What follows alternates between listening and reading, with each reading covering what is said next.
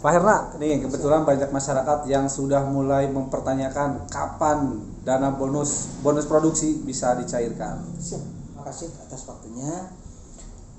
Kaitan tapi sebelumnya ya, sebelum sampai kepada pertanyaan tersebut, tidak ada salahnya apabila juga kami juga memberikan sedikit informasi secara umum kaitan dengan besaran bonus produksi yang diterima di tahun 2020 ini.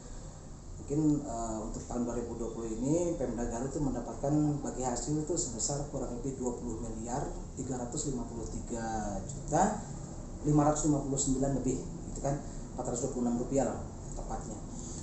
Dimana pengalokasiannya itu untuk tahun ini itu jadi menjadi tiga penggunaan.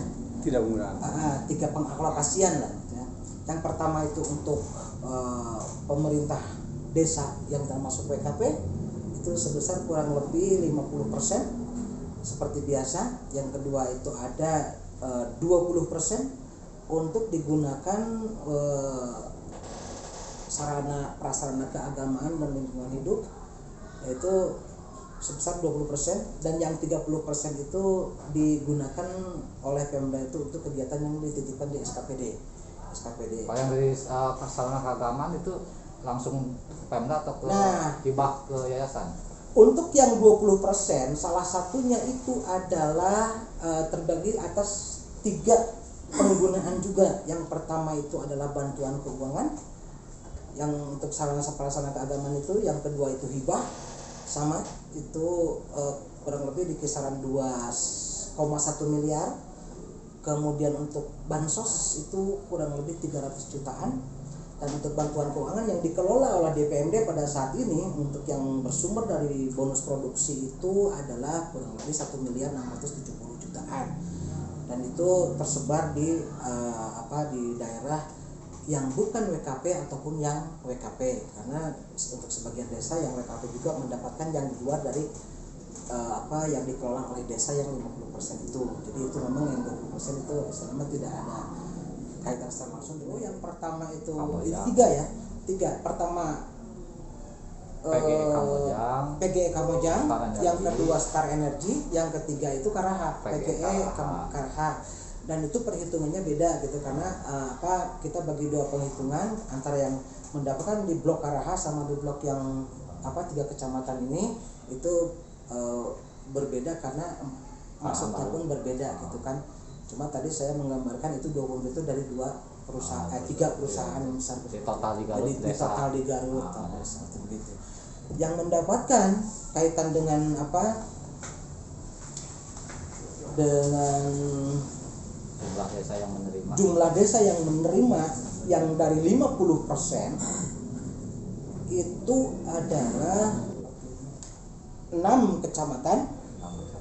6 kecamatan itu terdiri dari pertama Sukaresmi, Pasirwangi, Semarang, kemudian Bayongbong sebagai salah satu mendapatkan desa itu sebagai desa penyangga, itu desa Banjarsari sesuai dengan dokumen amdalnya. Kemudian yang kelima itu Karangtengah dan Pangatikan. Tarogong Kaler nggak dapat, Pak? Tarogong Kaler untuk yang dari 50% sekarang tidak mendapat. Tahun kemarin kan dapat. Tahun kemarin dapat dengan pertimbangan kemarin itu dari indikator pelayanan terhadap perusahaan, dan sekarang untuk tahun ini itu dengan hasil daripada kesepakatan dengan semua desa yang mendapatkan di WKP itu untuk tahun ini tidak mendapatkan yang dari 50%. Dan itu dialokasikan karena dia sama juga ada indikator pelayanan terhadap perusahaan itu, maka dia mendapatkan yang dari 20%. Gitu. Jadi tidak ada kaitan dengan yang aturan 50% yang WKP untuk yang 3 kecamatan 3 desa ya, 3 desa 2 kecamatan. Yang pertama Banyuresmi itu Sukaraja kaitan dengan pelayanan terhadap Pasir Pajing itu kan. Yang kedua Tanjung Kamuning, Tarogong Kaler sama Mekarwangi gitu kan. Itu sekarang tidak mendapatkan dari 50%, dan itu sudah deal, kemudian sudah tidak dipermasalahkan lagi karena memang itu sudah keluar dari aturan yang 50%, dia mendapatkan dari yang 20% gitu kan, sesuai dengan keinginan daripada pihak perusahaan bahwa kecamatan-kecamatan tersebut harus mendapatkan misalnya bagian daripada bonus produksi. Cuma tidak ngambil dari jatah yang 50% yang dikelola oleh BKP. Jumlah totalnya yang sesuai Perbuk. Jumlah desa itu dari 6 kecamatan sebanyak 36 desa. Untuk perhitungan itu sesuai dengan Perbu perhitungan di Perbu 126 itu sama, perhitungannya kita menggunakan indikator-indikator, kemudian dari alokasi formula sama alokasi dasar ya. Kan itu kita kawasi juga bersama, gitu kan, kaitan dengan pelaksanaannya. Pilih misalkan pada kenyataannya itu untuk serap, gitu kan, sesuai dengan kita khawatirkan bersama. Pak, rentang anggaran tertinggi yang didapatkan oleh desa sampai yang terendah, yang paling tinggi desa mana berapa? Siap. Yang paling tertinggi itu adalah desa Karya Mekar dan pada Awas di Pasiwangi. Itu kisaran di 671 miliar juta 288 yang terendahnya? Yang terendahnya untuk di wilayah Star Energy, yang terendahnya itu adalah desa Banjarsari sebesar 212.609.000. Kemudian untuk yang di Pangatikan itu sama, nilainya itu 82.462.000. Karena kebetulan yang masuk di sana itu kan beda perhitungannya, gitu kan, karena masih baru dan produksinya bagi hasilnya produksinya masih sedikit. Kemudian kan ini bukan yang pokok, karena yang pokoknya adalah kita biasa Pak, harapan, karena kebetulan dari dulu semenjak saya memegang jabatan tata kelola keuangan desa itu, harapan dari dulu itu bahwa jangan sekali-kali kita berpikir bahwa semua anggaran yang masuk ke desa, apalagi ini dana bonus produksi, itu dianggap sebagai istilahnya sebagai uang temuan atau uang panimu, kemudian bisa semena-mena digunakan dan lain sebagainya. Tetap kita menggunakan menggunakan uang tersebut, amanah tersebut itu harus sampai kepada pemanfaatnya, yaitu dalam konteks masyarakat desa terlayani maksimal dengan uang tersebut, karena itu kan dana amanat di perusahaan. Insya Allah itu bisa kita cek untuk itu di APBDes perubahannya. Insya Allah mereka sudah mencantumkan, karena mereka sudah tahu persis kaitan dengan masalah perusahaan. Saya hanya berharap intinya bahwa jangan lagi ada permasalahan kaitan dengan masalah penyimpangan dana. Jangan di dalam hal bonus produksi saja, tetapi di dalam anggaran-anggaran lain yang masuk ke desa itu tetap kita harus berpegang teguh kepada aturan yang ada, dan tidak boleh kita kata saya juga semena-mena menggunakan anggaran tersebut tidak didasarkan atas musyawarah. Itu saja sebenarnya, karena musyawarah tersebut merupakan mahkamah tertinggi tingkat desa yang merupakan pencerminan apa yang masyarakat inginkan. Itu saja mungkin yang menjadi harapan saya, dan kedepannya mudah-mudahan bonus produksi ini bisa memberikan manfaat kepada desa maupun kepada masyarakat, serta kepada Kabupaten Garut serta pihak-pihak lain yang memang harus turut serta merasakan manfaat daripada adanya perusahaan panas bumi di Kabupaten Garut. Dan kedepannya mudah-mudahan lebih meningkat, supaya anggaran pembangunan di Kabupaten Garut itu bisa lebih terbantu lah, salah satunya dari bagi hasil dari bonus produksi tersebut. Itu saja. Assalamualaikum. Banyak masyarakat sudah mulai mempertanyakan kapan pencairan bonus produksi.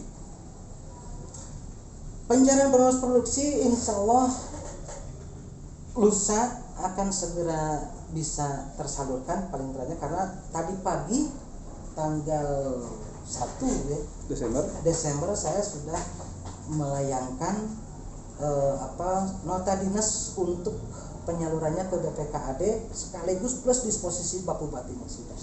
Jadi artinya tadi saya saksikan sendiri BPKAD sudah menginput untuk SPM-nya. Tinggal kita menunggu proses SP2D nanti di Perben, mungkin sampaikan besok nanti atau besok atau lusanya bisa masuk ke rekening kas desa lewat BJB. Mekanismenya seperti itu ya, dari BJB ke rekening desa. Oke, boleh tahu nggak kamu bonus produksi itu dari perusahaan mana saja? Bonus produksi yang selama ini itu adalah dari 3 perusahaan.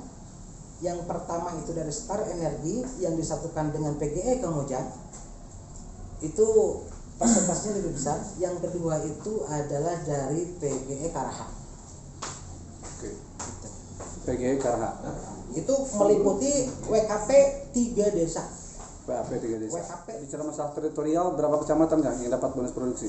6 kecamatan, 36 desa. 36 desa. Nah, yang menjadi penasaran masyarakat berapa sih dan bagaimana aturan angka yang ditetapkan oleh pemerintah tentang jumlah penerima dari setiap desa? Dalam hal penghitungan besaran daripada bonus produksi tersebut itu didasarkan kepada dua aspek perhitungan. Yang pertama itu adalah alokasi dasar.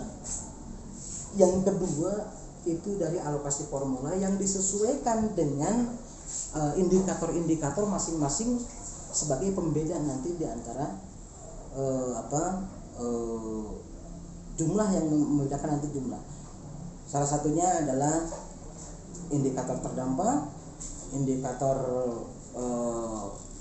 wilayah indikator layanan terhadap perusahaan, indikator nanti di Pergub nanti akan saya diberikan kaitan dengan masalah indikator-indikator tersebut yang menjadi indikator terhadap perhitungan daripada besaran daripada bonus produksi. Jadi sesuai aturan indikator itu ada berapa? Sesuai aturan indikator tersebut ada kurang lebih 4 indikator yang menjadi pembeda nanti di samping alokasi dasar yang memang merata kepada seluruh desa. Okay. Nah, sebagai pembedanya nanti karena di sana itu kita melihat ada indikator terdampak atau indikator jarak dan lain sebagainya ya dari pusat, itu kita menjadi indikator-indikator penentu mengapa desa tersebut mendapatkan jumlah daripada uang yang didapatkan di dalam penetapan besaran daripada bonus produksi tersebut. Okay. Jadi karena memang kita payung hukumnya sudah jelas, untuk tahun-tahun sebelumnya kita kan masih bertanya-tanya ini mengapa desa ini mendapatkan sekian, dari mana perhitungannya. Nah di Pergub 126 mulai tahun 2018 itu sudah kita ada perhitungan yang jelas mengapa desa ini mendapatkan sekian. Jadi kita sudah jelas payung hukumnya gitu kan. Okay. Peraturan bupatinya gitu kan untuk menghitung dan lain sebagainya. Jadi kita tidak meraba-raba mengapa nih desa ini mendapatkan sekian.